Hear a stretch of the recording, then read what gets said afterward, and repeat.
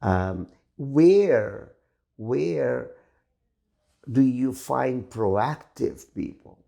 We have to have some proactive technicians, proactive scientists who can go out and start looking for those solutions with certain objectives. We want to have less waste, we want to have less contamination of land, and we want to have less contamination of environment. Yeah. Based on that, how do we work?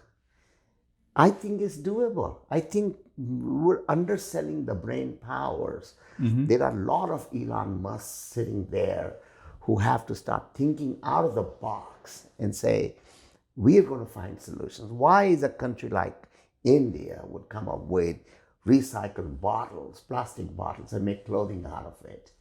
It's doable. It's doable. A lot of airports now are not selling plastic single-use bottles. It's awareness. Somebody has to take that reign and run with it. Why are we all surrounded by reactive people rather than proactive people? Reactive people, when it hits that in your face, then you start looking for solutions. Sometimes it's too late. Yeah. Sometimes it's too late. Why can't we look at the trends and say, things don't change that quickly? You know, you can see the graphs, you can see the trends. And if you have half a brain, you can actually forecast the trends. Why are we keeping our eyes closed?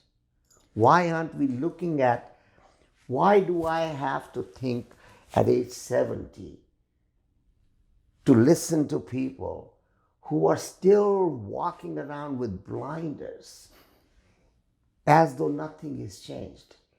They are very short-lived people. They will not understand what hits them one day. And that day is not going to be that far.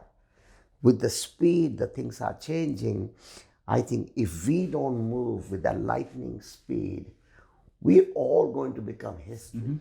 And the young kids at age 20 and 22 will redefine what future is. We need more educated people. We need more technical people. We need to retrain our workforce. Yes, I agree that a lot of countries started their entire economies on apparel because it used to be the least amount of investment for the maximum employment. Well, if there's any lessons to learn, look at Japan. When the early 50s, we were outsourcing to Japan. While Japan understood that they don't want to make garments all their life, as they grew, they found their own poor. They went into Korea and Taiwan. When the Koreans decided they want to have their own poor, they went into Guatemala and Bangladeshis and other countries. China today doesn't want to make clothing. No. They rather make fabric with less number of people so that they can have improvement in their own economy. I was not surprised to see Li and Feng now working for China government to find the sources of sewing machine operators, factories, and China's new slogan is not made in China, but managed by China. That thing is going to happen.